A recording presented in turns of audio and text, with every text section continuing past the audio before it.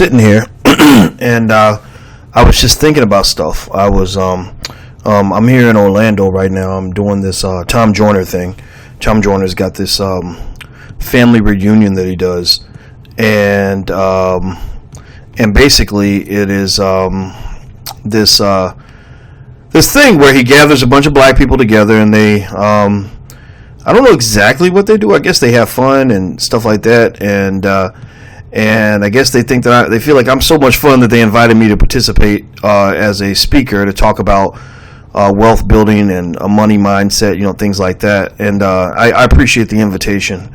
I look forward to talking to the people tomorrow. It's pretty swank out here. I mean, the hotel is like off the chain. It's called the Gaylord. We're staying at the Gaylord Palms, and it turns out also we came down right during a hurricane, which is going to be fun. So that should be interesting, right?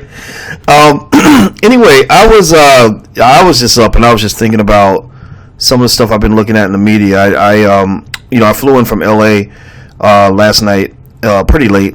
And it was a grueling flight. I was pretty tired, and we just finished wrapping on our film Steel Justice, which was a hell of an experiment for me. It's one of those things where you close your eyes and hold your nose and just see if you can make it through the storm. And we finished wrapping on our film. It's about a black former athlete who's accused of raping and murdering a white woman. And there are a lot of other storylines. J.B. Brown's in it, as well as Richard T. Jones, which you might have seen in a lot of good movies like Concussion and stuff like that.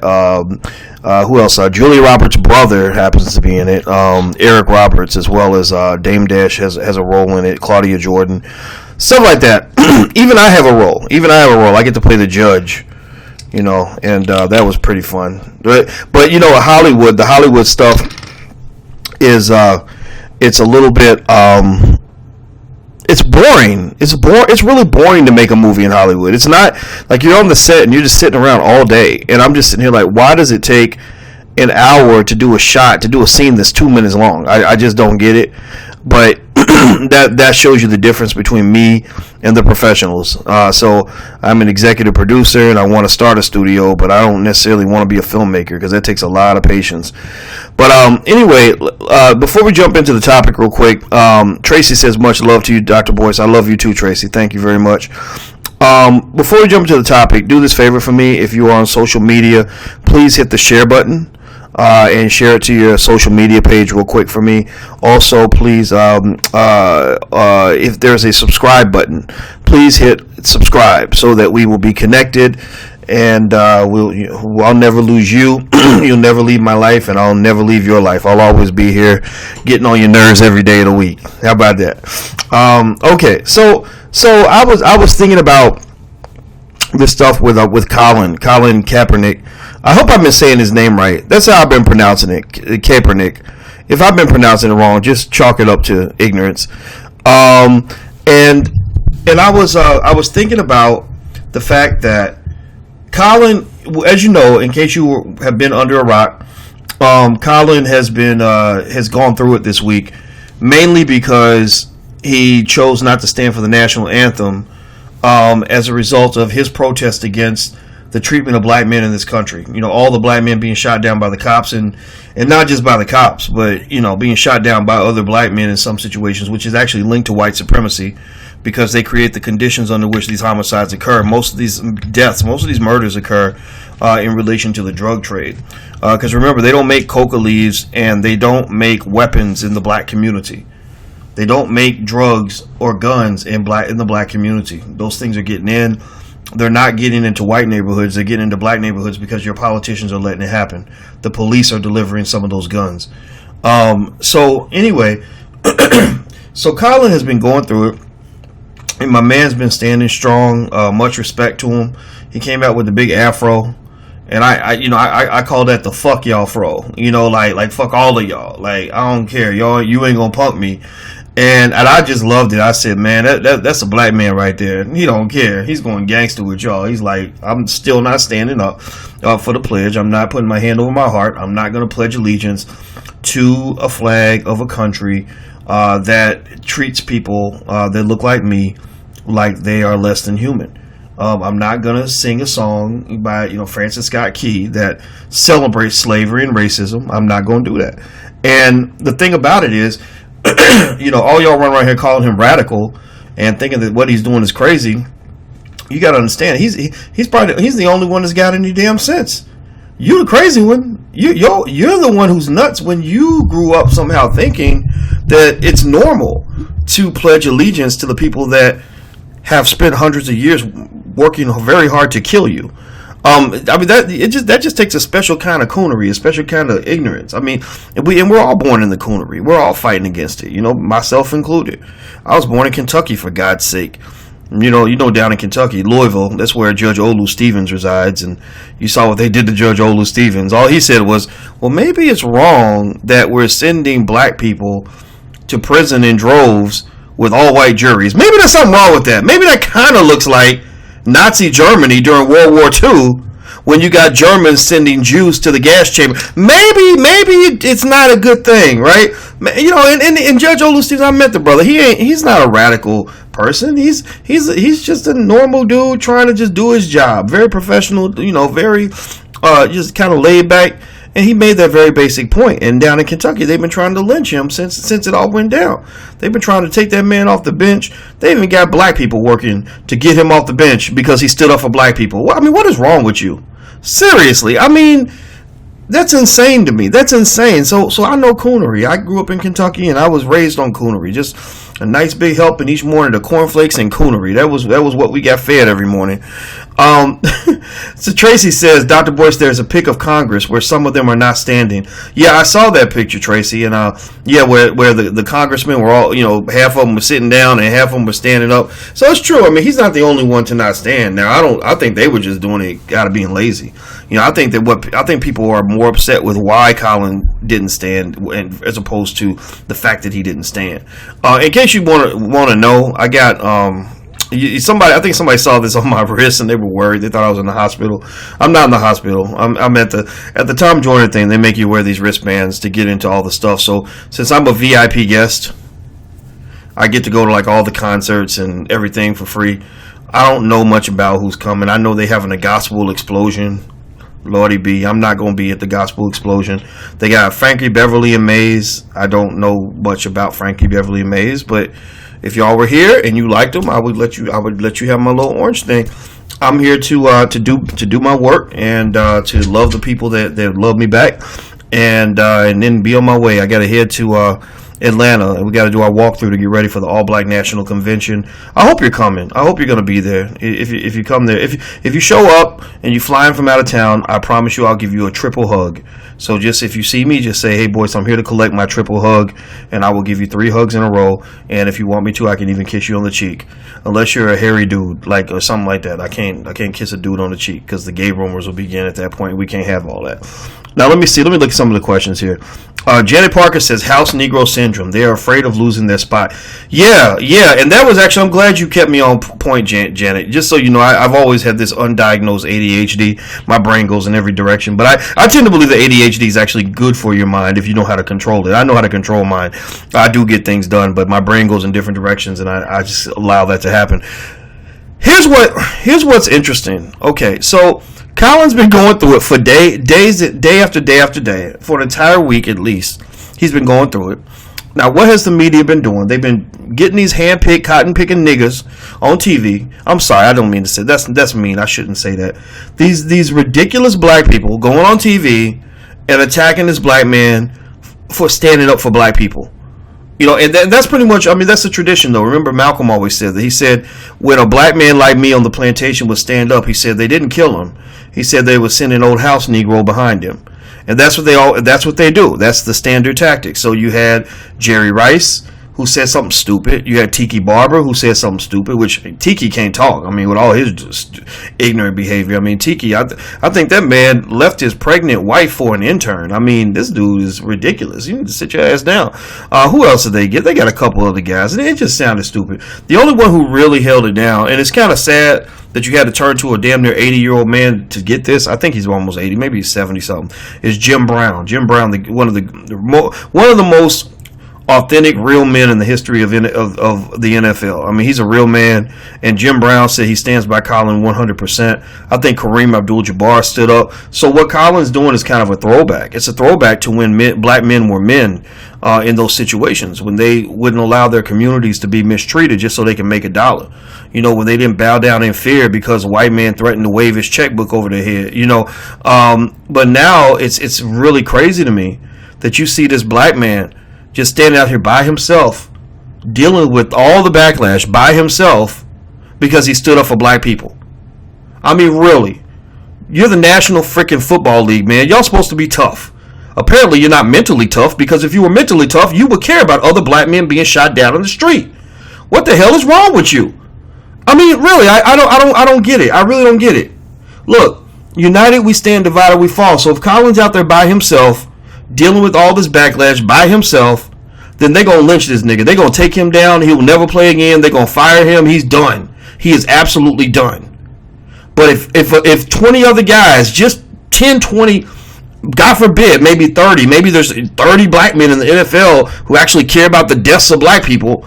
If 10, 20, 30 other players just said, look, I'm not standing for the pledge either. I'm standing by this man.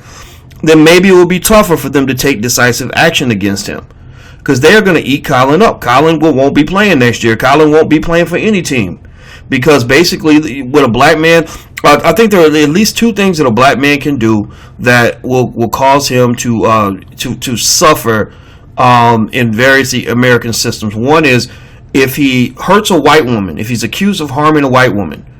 Read Nate Parker, Bill Cosby, O.J. Simpson. The list goes on and on and on. Tiger Woods. If you're accused of hurting a white woman, then the criminal justice system will destroy you. If you are a black man and you speak up against racism, then the American economic system will destroy you, because you'll be blackballed and you're going to experience economic repercussions for your behavior, for standing up. Even if what you did was right, even if what you said was true, it doesn't matter. It gets to the point where, and this is why, if y'all want to know why I'm always talking about wealth building as an important part of strengthening ourselves as a community. The reason that's important is because in the eyes of white America, black people are economic children. You're economically immature. You're economic children because a child can't stand on his own 2 feet. A child can't take care of himself. A child can't clothe and feed himself. A child can't educate himself. A child depends on other people in order to do that for him. And so the reason I say black people are looked at as economic children is because you ever remember when you were little and you would get in an argument with your parents, and then at first your mother would be arguing back and forth with you, and then eventually you start winning the argument because you're really smart. One day you're going to go to Northwestern Law School or something, and your mother doesn't know she's raising a little genius, and you actually win the argument. What happens in that argument? What happens eventually? Well, your mother says, shut up, because and you say, well, why, mama? Why do I still have to, clean my room or whatever? And she says, because I said so.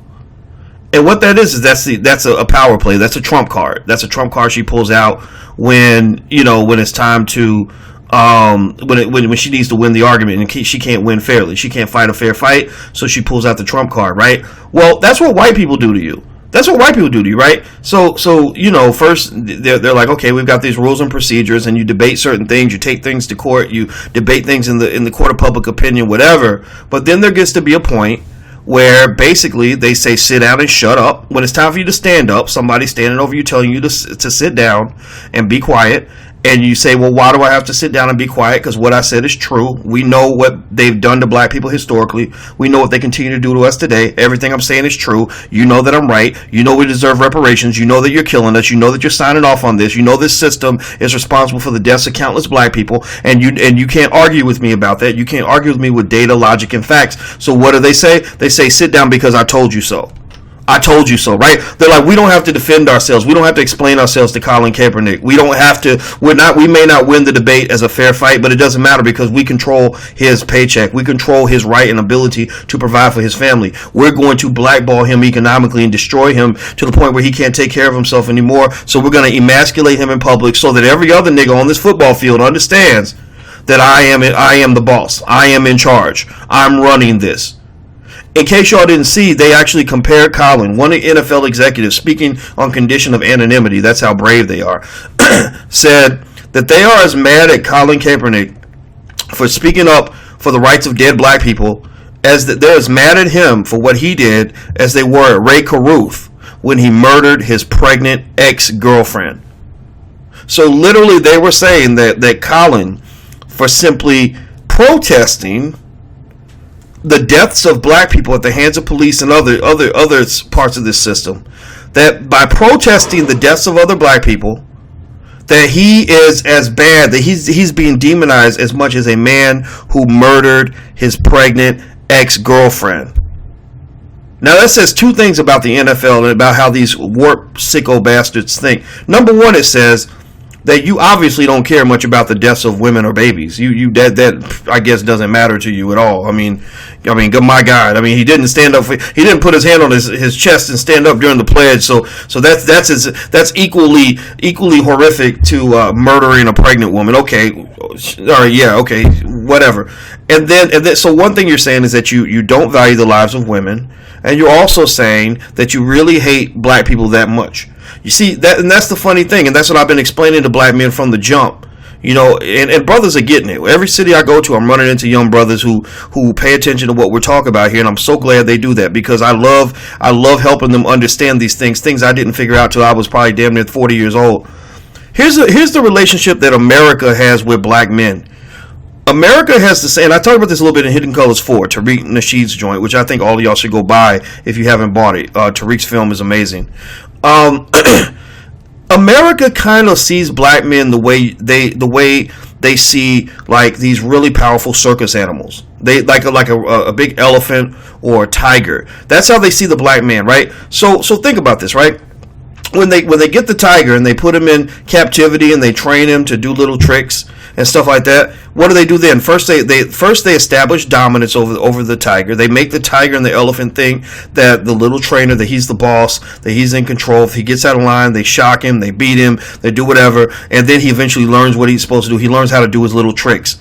And then they put him on display. They take the tiger that he's in the circus or the elephant, and they say, well, look at this elephant stand on one leg. Look at this big powerful tiger jump through the hoop, right? And they make money from this, right? They make money because they've taken the big beast and they've trained the big beast to perform circus tricks.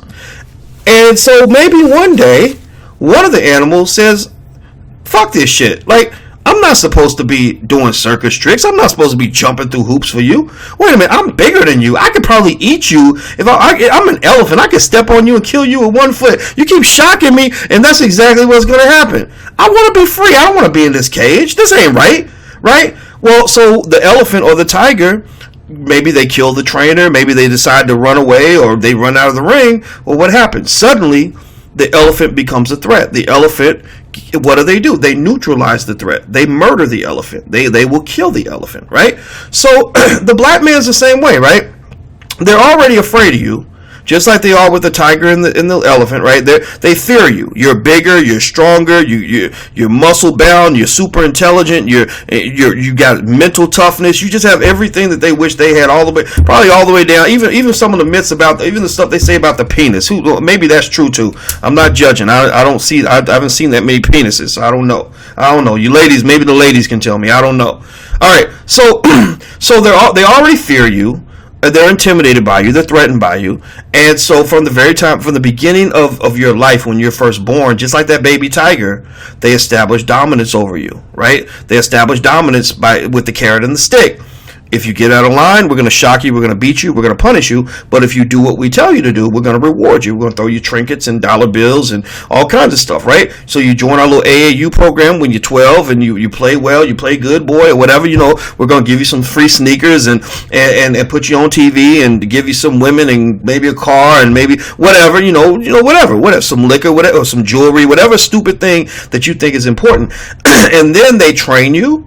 And they train you to the highest level, so you become this big, powerful specimen, just like the big elephant that can stand on one leg, or the tiger that can jump through a hoop. And they put you on display and make money from you. And so just like Farrakhan said, Farrakhan was talking about how, and I apologize for the profanity. I know some of y'all may not like it, but I don't care. I got to be me. That's the only person I know how to be.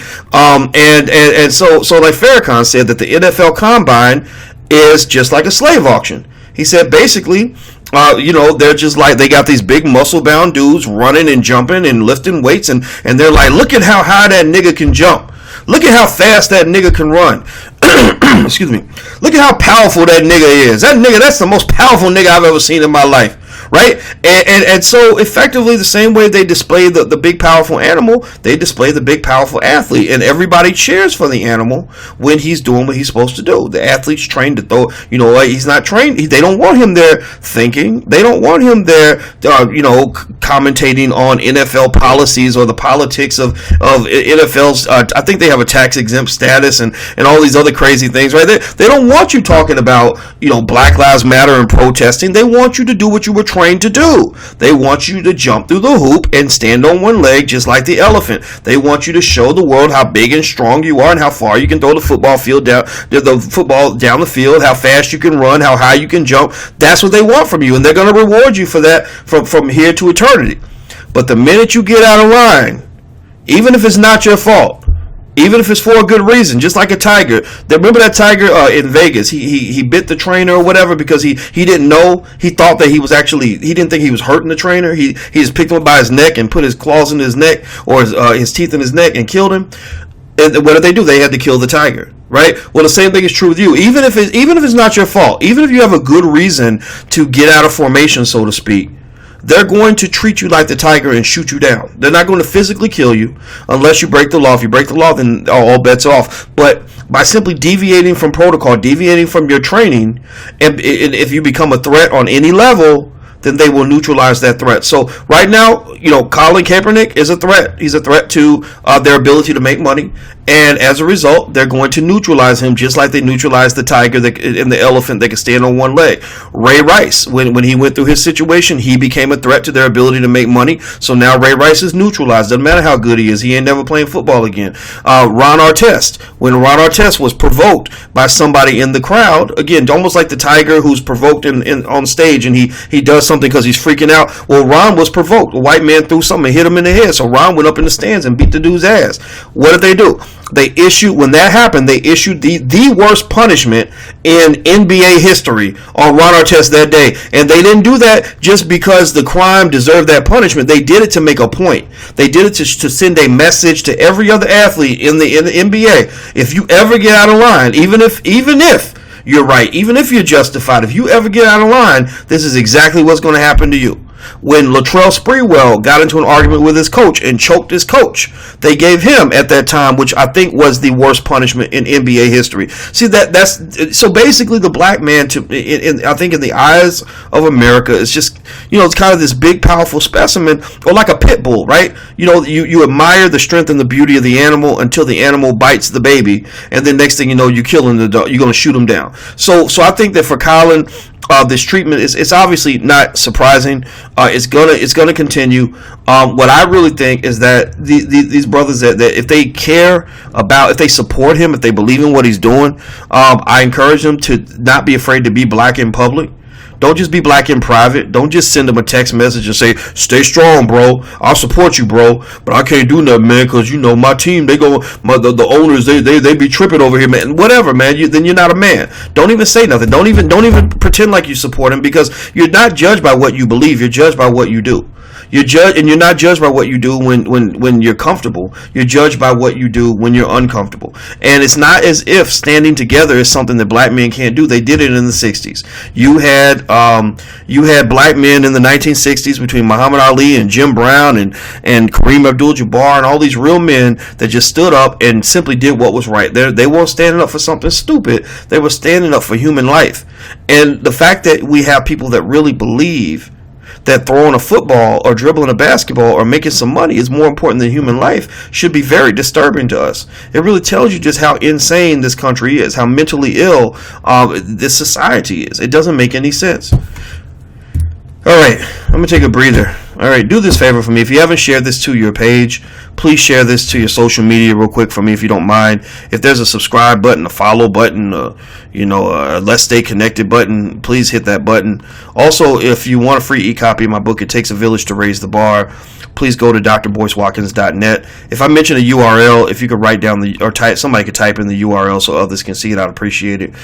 You can get the free ebook at drboycewatkins.net. And also, if you want to come see us in Atlanta for the All Black National Convention, you can go to allblacknationalconvention.com. It's the weekend of September 16th. We have an amazing crew of people coming through. Everybody from David Banner to Judge Olu Stevens, Dr. Roosevelt Mitchell III, Dr. Tyrus Selden, David Anderson, the head of the Empowerment Radio Network, Warren Ballantyne just told me he wanted to come through. Zaza Ali is going to be there. Yvette Carnell is going to be there. A whole lot of people. The rapper Killer Mike is going to be there. Malik Zulu Shabazz is going to be there.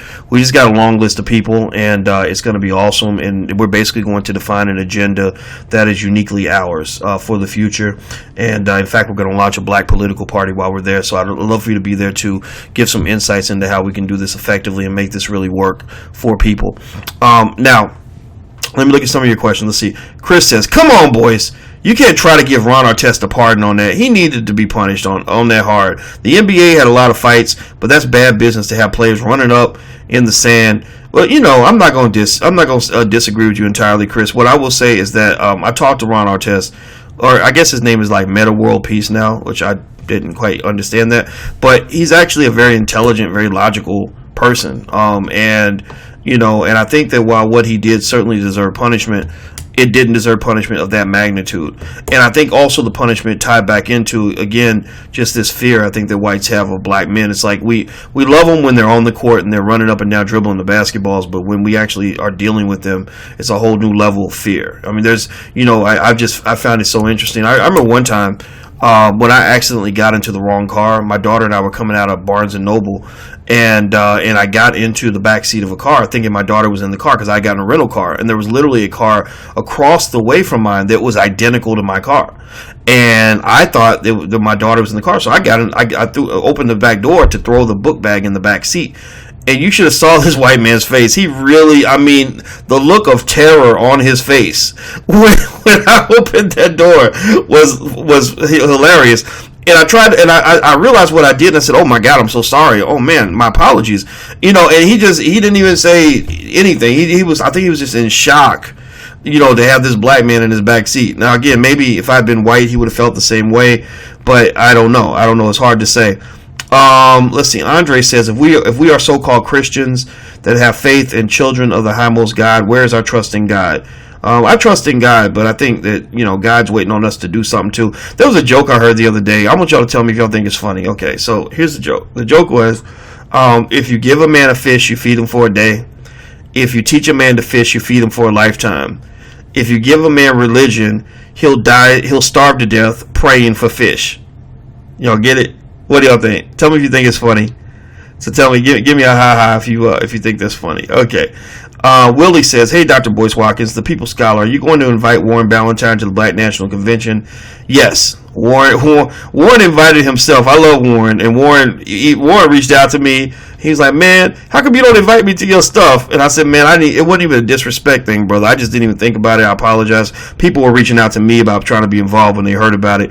But Warren, I love Warren. I respect him. And I think Warren, I like the fact that Warren, took a different disposition when he realized that Sharpton and all these other people were not his friends. I think when Warren went through that little situation a couple years ago, I think what brought us closer together was Warren said, and he said this publicly, that I was one of the few people that still took his calls while he was, about to go on trial, when he was, when they were trying to send him to prison. Everybody else had kind of just abandoned him. And I didn't abandon him because I just felt like, well, I'm not going to treat you any different just because you're going through it. I know a lot of good people who've gone to prison, and sometimes it's because they really broke the law. It's not, and because the thing about it is that laws are so arbitrary that you can have people that are quote unquote criminals, but it's society's decision in terms of who is defined as a criminal and who isn't, right? So so for example, if they treated underage drinking the same way they treat minor weed possession in the hood, then you would see a lot of white males in prison. You would see tons of young white males I mean, the crazy stuff they done did when they get liquored up, is the kind of stuff that should send some of them to prison, but they'll never send a bunch of white males to prison. They only want to send black people to prison. That's another mechanism they use to get you. And what they do is they try to convince you that all these people are bad people and that they don't deserve to have any rights. And that's where we mess up as a society. So yes, Warren will be there. I invited Warren, and I can't wait to see him there. And I love Warren to death. I think he's brilliant, and he's an amazing man. Christy saying, what do you think about the whole Georgetown U thing? I think I heard that Georgetown is doing something for descendants of slaves, but I didn't get to read the details. If that's the case, then I applaud that. I'm very happy about that. I'm very proud of that university for doing something that other schools need to pay attention to. I also appreciated University of Chicago's president recently stating that he was basically going to allow for freedom of speech on his campus, that you can, that he's not going to disinvite speakers because people don't like what they have to say. And he's not also going to make sure people are held accountable for what they say, that, you can say something controversial, but you can't sort of retreat from your opinion when somebody disagrees with you. So if you say, and I like that. I mean, if you say Black Lives Matter, then defend your point of view. If you say white lives matter, or whatever, then defend your point of view. And I think that, but you have a right to say it. And I like that. I like that a lot. I think that that's what we need. We don't have that in the black community. We don't really have freedom of speech, because you say one thing about somebody or you criticize them, then suddenly you're a coon, you're a hater, you're a bedwench, you're all these other things. And I'm not a fan of that. I mean, I just don't think that that's right. I think that we lose good ideas when we suppress people, when we bully them into silence. That's not a healthy way to live. Let's see here. Christy says, do you think that you can do a live feed about the Georgetown University legacy admissions on another day? I can look into that. Let me see if I'm going to read up on it, and if I'm inspired to talk about it, Christy, you will get my opinion. I have a friend that teaches at Georgetown. His name is George Comer. We used to argue about basketball, and he was always wrong. He really was. He was always wrong. Oh my God! Like, I think he argued with me that when Kobe and Shaq stopped playing together, I think he said that Kobe's team would be better than Shaq's, which wasn't true. Shaq went to the NBA Finals, and next year Kobe's team started to suck. And then he also told me that LeBron James was just going to be an average player. Back when we both saw him in 2003, and I saw him in high school, and I said, there's something different about this dude. This dude is different. He's not. I've seen a lot of McDonald's All-Star games, and I've never seen a player dominate the All-Star game like he did, like control the game. Not dominate in terms of scoring all the points. That's not the kind of player LeBron was. He was actually, you could tell, if you're a basketball player, you know that you could tell a person's personality by how they play. And LeBron, I said, he seems like a good dude to play with because he makes everybody better. He gives everybody a chance to have the ball, and you could tell that he just decided when, what was going to happen on their court. And I'd never really seen anything like that. And I said, no, I think this guy's going to be very special. And George was like, no, he's just in high school. He's not going to be any good. He's going to be average. And we know the rest of the story. LeBron certainly is not average. Let's see here. Sean says, I've seen that look of terror many times. The look of terror on the face of white people. Yes, it's quite pleasant, isn't it? By the way, I forgot to mention to you guys that if you're interested in taking one of our classes in the Black Business School, we have a class called it's called Financial Juneteenth University, and what it does is basically it allows you to do what I did when I became an entrepreneur, when I quit my job and I started working for myself. I used to watch all these podcasts or watch all these videos and listen to podcasts from entrepreneurs, people who had quit their jobs and actually started their own businesses, and I learned a lot from that, just hearing their stories, the details, how they got the money, how they made their first dollar, stuff like that. So what we did is we did a black version of that, where we compiled tons and tons of conversations with entrepreneurs that you can listen to and kind of hear them tell their stories and explain how they did everything. And basically it's on sale. We have a 48 for 48 sale. That means for 48 hours the product is on it has 48% off. So it ends tomorrow night at midnight, but you can check it out at financialjuneteenthuniversity.com. That's financialjuneteenthuniversity.com. All right, so Marco is saying you should be working with Dr. Claude Anderson. Oh yes, I work with Dr. Anderson all the time. He actually visited the Black Business School, and in October, Dr. Anderson and I are going to do an event in DC around October 28th through the 30th. So if you're in DC, you should come out. It's gonna be pretty awesome.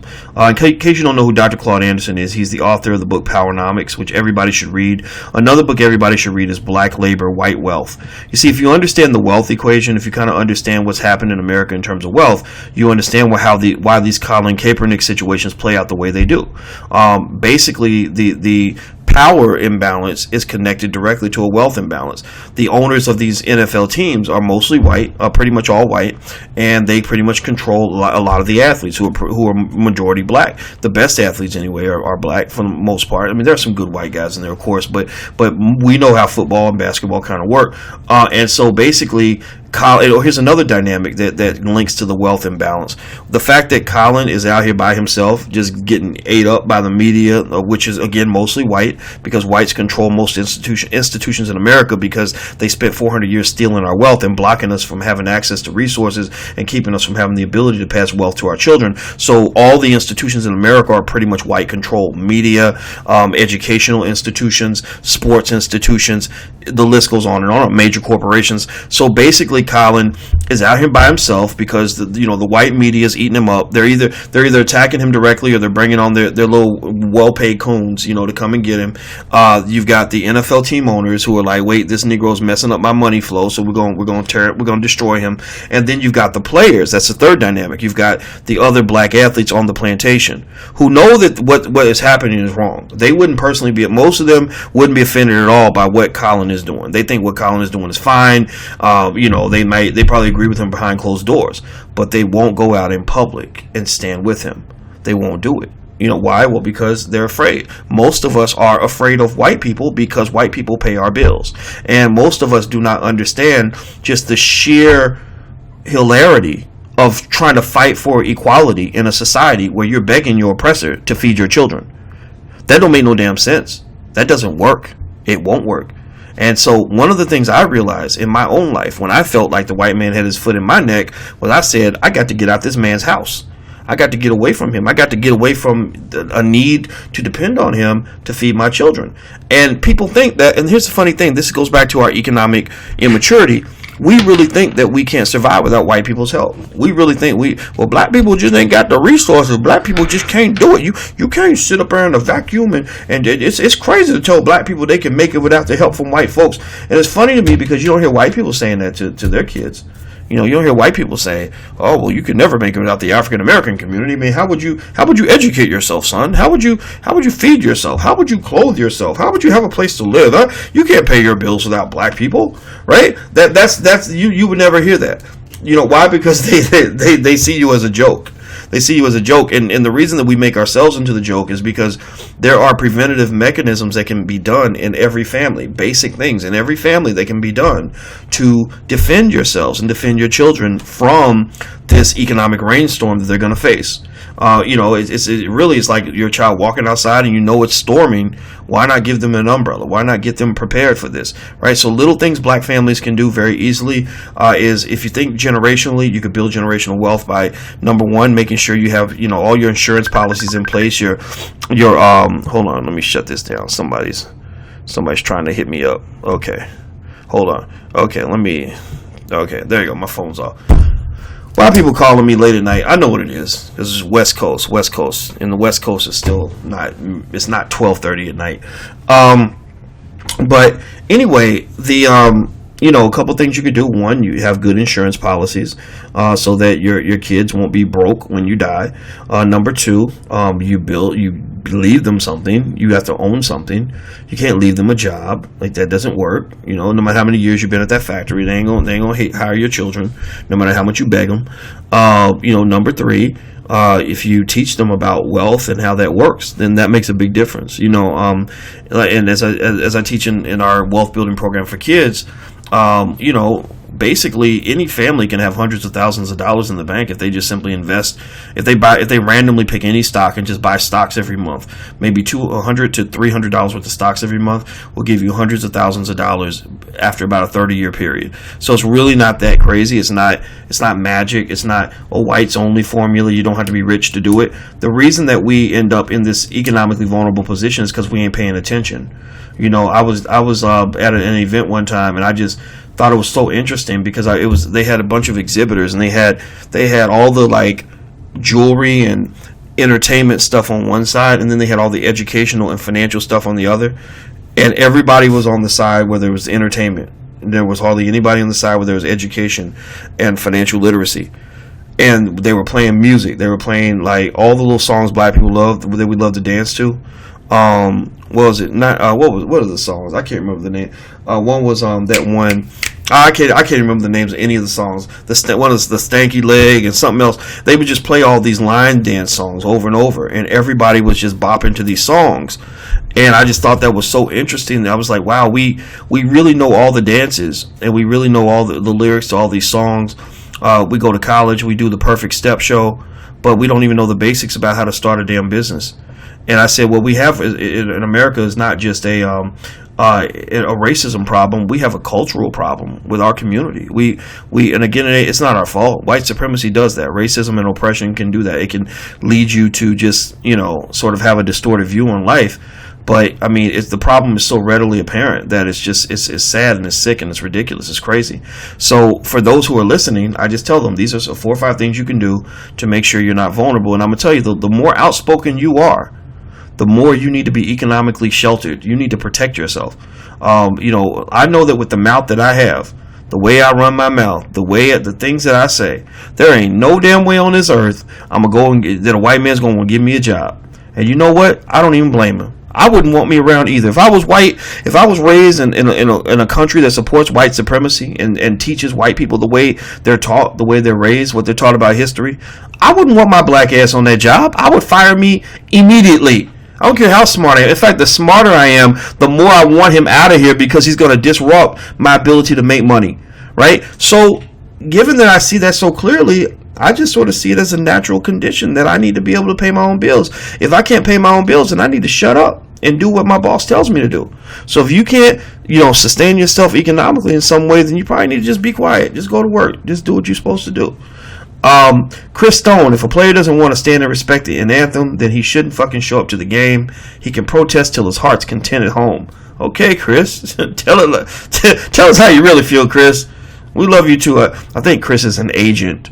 Tariq Nasheed probably say he was an agent. Or he could just be white. I don't know. Or maybe he's not white. He could be black. There's a lot of black people who feel that way, and I don't knock them at all. I met a Trump supporter at my event in Los Angeles, which was really cool. It was sold out. So thank you guys who came out there. We had an awesome time. And there was this lady who showed up, a black lady, and she had this big Trump shirt on. And I mean, I was like, oh my God, she's just trying to antagonize the crowd. And but you know what? She was a strong sister, and she defended herself. I mean, she defended her point of view. I had no doubt that she loved her community, and in her mind, she felt that voting for Trump was the best way to help black people. Now, me, I'm kind of in the middle. I don't care. I think Hillary's a bastard and a liar, and I think Trump's a loser, and and I'm not excited about any of them. But one thing that we kind of both agreed on was that black people are going to be the saviors of black people. We're going to be the ones who fix it. I mean, because the Democratic National Committee keeps getting embarrassed with all these leaks that are being put out, where they're people are finding out these horrible things they've said about about black people. So I can't really. I don't know. I don't tell people not to. Like, if you tell me you're voting for Trump, I'm not going to go, oh my God, how do you vote for Trump? I don't care. I just don't care. So it doesn't mean I don't care who's president. I mean, yeah, I do, but I'd rather have a qualified president than to feel like I have to select one of the options they've given to me. Marlon says, have you done work with John Hope Bryant? Yeah, I don't know John Hope Bryant very well. I just know that I interviewed him one time and we had a great conversation. Very smart man. I just don't know much about the details of what he does. I think that he's trying to do something good for the world, and I applaud it. I mean, he ain't hurt nobody. Even if what he's doing isn't the approach I might take, I don't know. I think he's a good man. I like what he's doing. Let me see here. Nicholas said, I would leap for joy if my man Dez Bryant joined in the protest. I don't get the sense that Dez is deep enough. I don't feel like Dez is really there. I feel like Dez is, he might be a little bit on the coon train. A lot of athletes are, but then again, maybe I'm wrong. Maybe he can prove me wrong. But I've never had a feeling that Dez was really about it like that. I feel like Dez is about Dez, and Dez is about playing football. Let's see here. Dutchin says, what about what Jerry Rice said about Colin? I think what Jerry Rice said about Colin was, it was coonery to me. It was kind of, it was unnecessary. He didn't have to. It's just weird. It's almost like they get propped up so they can take out other black people. Like, that's the thing. If Colin was not black, Jerry Rice would not have been asked his opinion. They don't care about your opinion. These coons that run out and are always first in line to go attack other black people. They need to understand, like, the only reason they even listening to your dumb ass is because you're black at that moment and the other person's black, and they're basically starting a plantation fight. They're trying to pit one black person against the other. But when the issue's not black anymore, they don't want to hear from you anymore. And it happens on the liberal side too. Look at Melissa Harris Perry. It's funny. She got all mad because MSNBC doesn't respect her. Well, they never respected you. What are you talking about? They used you because you helped keep Obama in office, because you became his puppet, and you were quick to attack anybody who questioned anything President Obama did. You were the Obama administration's attack dog. When Cornel West, decided that he wanted Obama to fight on poverty, and he said some things about the president. The White House didn't respond. Obama didn't respond. They got Melissa Harris Perry. They propped her up on a little platform and said, "Here you go, little black girl. We want to hear what you have to say, and please just destroy this man for us, because we need you to take this black man out." And that's what they did. Melissa could have been more respectful. She could have left it, like, look, Cornel and I disagree, but we all represent the same people. We represent the same community. We just have different approaches to getting there. No, she wrote a hit piece to attack him and to not just disagree with him, but to undermine everything that he said. No respect whatsoever, and to destroy his credibility as a scholar and as a man, as a human being. That's over the top. That's insane. That's like somebody asking you, to go outside, or you're supposed to go outside and tell the gardener that they're not supposed to cut the grass today, and instead you chop his head off and cut his body into little pieces. Like, nobody asked you to do all of that. They just asked you to tell the gardener to not cut the grass. And so to me, I think that's what white supremacy does. This links back to wealth. You see, because black people don't have wealth, we don't control institutions. And because we don't control institutions, white people run the media. And when white people run the media, and these corporations that fund the media, they then get to decide exactly how black people are going to be positioned in the media. They can pit black people against each other and play them against each other, because you base Melissa Harris Perry, for example, and I'm not just picking on her, but there's a lot of people out here to do this. You base your self-esteem on whether or not these white people put you on their television network. I reject all of that. I reject it. I've gone on different networks over time, but even when I first started getting on those networks, I told Mark Lamar Hill in 2007. Mark and I used to talk a whole lot. We used to be real good friends, and we still are. I still like Mark. We just don't agree. I think some of what he says is crazy, but I love him. I think he's a brilliant guy. And I told Mark on a conversation a long time ago that I said, I don't want to just be on these white people's TV networks. I want to actually have my own ability to access and reach black people on my terms and talk about what we want to talk about, what needs to be said. I don't want to feel like I can't be too black. I don't want to feel like I can't tell the truth. I don't want to feel like I can't stand up for what's right. I want to be able to do this, and I believe we can do this. It was like a matter of pride. It was like, well, why is it that I got to go beg these people to give me the right and the opportunity to be human? Why do I have to beg these people to give me a chance to be, successful as a scholar? I'm a hard-working scholar. I'll be damned if you're going to tell me I'm not successful just because I'm not on your network. Who the hell gave you the right to decide what it means for me to be a successful person? And when it came to, even when I was at Syracuse, they had this thing called tenure that you get when you've been there for a while. And I was like, your university hasn't even given a promotion to a black man in the business school in 100 years of existence.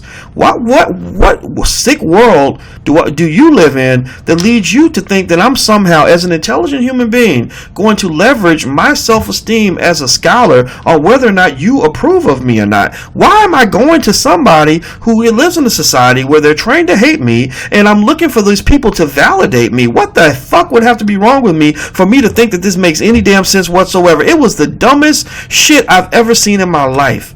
And I'm sorry, I apologize for cussing. I can't help it. But I'm really reflecting. I'm really feeling this right now in terms of really thinking about how I felt when I was and I was young when I was thinking these things. I mean, I was maybe 32, 33, 31, whatever I was. And I was just like, this is dumb. Like, I'm not playing this game with y'all. This is crazy. I'm not doing this. And so I just remember thinking, there's got to be a way. There's got to be a way. And I think that if we all kind of get on similar game plans, and kind of share strategies and pull together in different ways, we can take care of each other. We can take care of ourselves. We don't need anybody else. We don't need people who hate us to take care of us. And we can't do it for everybody, and it's not going to happen while, in our generation. But I really believe, in 50 to 100 years, if we do things right now, in 50 to 100 years, our great grandkids will be able to truly grow into a society where they don't feel they have to go down the street and beg a white man to take care of them. They can stay in their own community where they're safe, where they belong, and get the job they're looking for, or start the business, or whatever it is they need.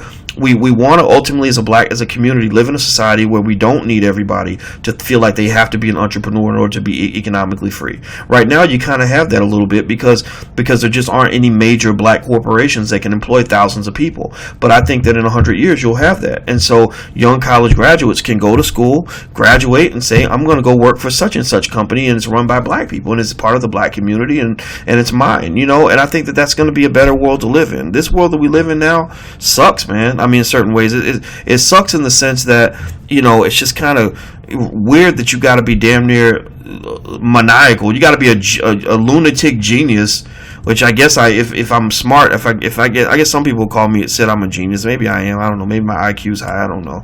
But I'm not just smart. I'm a little bit crazy. I had to be crazy to really, sort of muster up the courage to take on this system and to kind of say, no, I think I can do this myself. I'm gonna be all right. But it was scary as hell. It was hard as hell, and I don't think everybody should have to go through that. I don't want my grandkids to go through the hell that I had to go through just to maintain my dignity. And that's what happens, when you go in these situations. Like, you look at what they're doing to Colin. We started talking about Colin, but all of us connect to Colin because we all know what it's like to be Colin. You know what it's like to be the lone Negro at work who protests and everybody else just kind of stands back. Or maybe you know what it's like to be the Negro who should be protesting, but you're afraid because you need the money. So I encourage you to figure out what enslaves you and break off the chains. Find a way to break those chains, figure out what you did wrong, why you made yourself so vulnerable in the first place, and get rid of that vulnerability. Because believe me, if they see the vulnerability, every time the situation calls for you to stand up, somebody's going to sit right above you and say, sit your black ass down, and don't you say nothing else. It's late. It's 12:30. I need to go to bed because I got to give a speech tomorrow. Y'all getting me in trouble. It's 1:30. Oh my God, it's 1:30. Oh Lord, y'all got me up all night. If you want to come to Atlanta, go to allblacknationalconvention.com. Write that down. Because we're actually going to try to set up a live stream as well for people that can't make it. Nothing will be free, but everything will be affordable, and it's going to be very powerful, and it's going to be awesome, and we're going to make it into a tradition. Also, if you would like to get a free e-copy of the book, It Takes a Village to Raise the Bar, please visit drboycewatkins.net. Make sure you sign up there at drboycewatkins.net, not .com, drboycewatkins.net. That will put you on the list where you'll stay connected so that we can tell you everything that happens as it happens.